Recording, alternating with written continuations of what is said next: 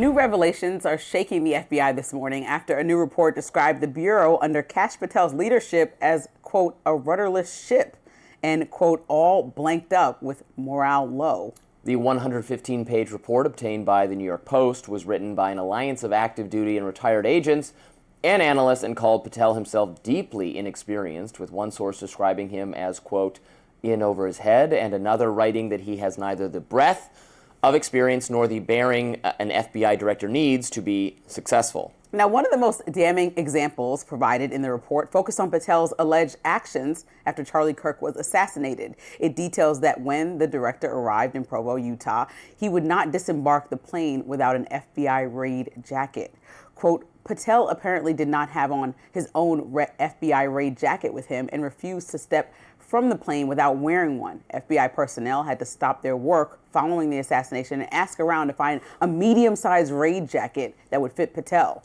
The report goes on to say that they did find a size medium jacket belonging to a female agent, but, quote, 2 areas on the upper sleeves did not have Velcro patches attached. According to the source, 2 FBI SWAT team members gave him their patches, and only then did he leave the plane. Sheesh. In another example making waves, Patel reportedly became upset when he heard about a discussion taking place among a few dozen FBI personnel that he be issued a Bureau firearm. When details of the discussion were leaked, Patel allegedly ordered everyone to get polygraphs to find out who had criticized him, something the source of the story called needlessly punitive. As for Patel's number 2, Dan Bongino, he was described as, quote, something of a clown, and both were slammed for their arrogance and an unfortunate obsession with social media. According to the Post, one source said they need to stop talking, stop posing, and just be professional. Another said they're spending too much time on social media and public relations and are too often concerned with building their own personal resumes. The group of agents behind that report concluded they would like to see Patel and Bongino succeed, but urged them to heed the criticism. There were some brighter spots, however. Some agents praised the rollback of DEI policies and said it reduced administrative burden, and another source described the way the FBI assists ICE as overwhelmingly successful. The report also notes that one source says morale is high among those working in counterterrorism and criminal investigations in an FBI field office's joint task force. Now, following the reports released yesterday, some on the left took the opportunity to fire their own shots at the FBI director. David Hogg taking to X, writing, a diva podcaster is running the FBI. And Eric Swalwell writing in his own post, I don't mind that FBI Director Kash Patel had to wear a women's size medium jacket to cosplay as someone in charge. I just wish he'd focus on stopping the rampant domestic terrorism happening on his watch.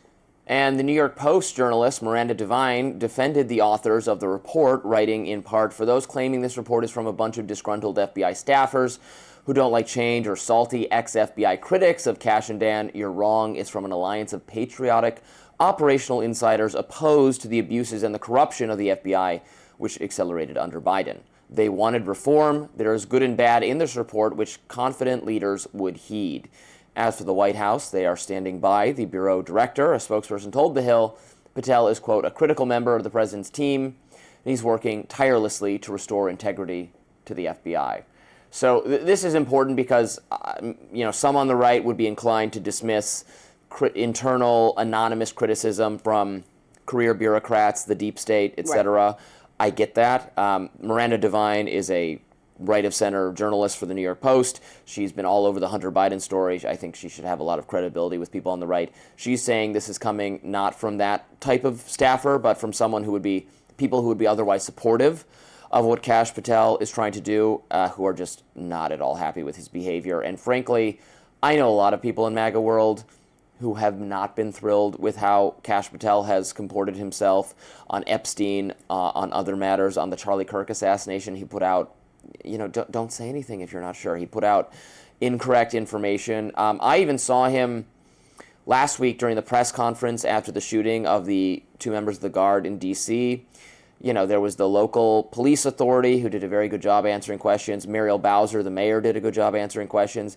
Kash Patel immediately introduced confusion by implying that there were more suspects. And then a journalist had to be, are you saying there's more people? Because he said, we'll bring all the people to justice. He just used a imprecise language. And so then the first question is, are you saying there's someone else we haven't apprehended? And The other people had to be like, no, that's not what we mean. It was clumsy. He's not doing as good a job as he could be doing. I think that's obvious. And part of the criticism, even though he needs a right jacket to get off the plane. Yeah. Come on, man. So, but part of the mocking in that and the seriousness is like he, being a social media star, trying to be anyway, that he needs to be front and center in the middle of these big moments for the country that are big and dramatic and need to be handled with care, like Charlie Kirk's assassination, like the shooting of the 2 National Guard officers. We were asking, because we were live on air when this was happening and working for News Nation, why Kash Patel felt that he needed to speak to the crowd. Like the people that were active in the investigation, even though the FBI took control of it at one point, it still was like he's speaking and caused mass confusion. So that's part of the issue. And then to piggyback off what you said about the Washington Post journalist, she made a point. There's 24 current New York Post. There's 24 current and former FBI personnel that contributed to this report. Some of them said nice things, like Kash Patel is very personable and likable, and they said he's just creating this culture of uncertainty and mistrust. So it's not that someone said I don't like him as a person. Some people were actually like, no, he's a cool guy, but this is crazy and chaotic. And you know that through many experiences that he's had, whether it's when he's testifying before Congress and, you know, got very boisterous and animated and had a plan of attack, which Pam Bondi followed him to do the same thing when she was testifying. It just is a lot of show. And I think that as we get into or close out a year of what was a Trump administration presidency, and he has been vouched for in so many ways, he's let down people in a variety of ways also. Yeah. And he's been very unprofessional. And so that's a critique that's coming from inside of his own, inside of the people that he governs. And at the end of the day, leadership, the first and most effective part of leadership is communication. And if he's doing a poor job communicating and making people take lie detector tests because they might not like him, or they're sharing information that is showing unprofessionalism, then maybe he should be self-aware about what's going on in that moment. Maybe the jacket wasn't necessary, but coming out with accurate information for the American public that wants to know what happened to Charlie Kirk is more important than the jacket.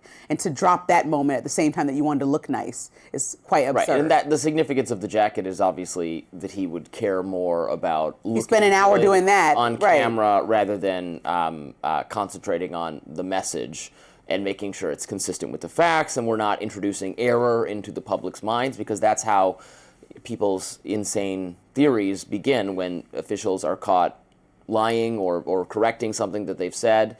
You know, I was really excited for Kash Patel because, frankly, more than a lot of the other choices, because he had articulated a vision for the FBI that I really thought was good in interviews that he'd done before taking the role. He wanted to shift away from a almost national security role for the FBI and have it be a law enforcement role. Have field workers out in the field rather than in D.C., downsizing the agency to where it could be effective law enforcement agency, getting rid of DEI, which they're happy that he's doing. So there's lots that he said he would do that sounded good, but I think the follow-through has not been there, and that is the perception of MAGA. I saw very pro-Trump MAGA people mocking Kash for this story. This is what we would call fool's gold. Yeah. He said one thing, provided something else. Up next, Dave Smith and John Favreau are both blasting the, quote, Stop Anti-Semitism X account for putting Miss Rachel on the contenders list for Anti-Semite of the Year. Don't go anywhere.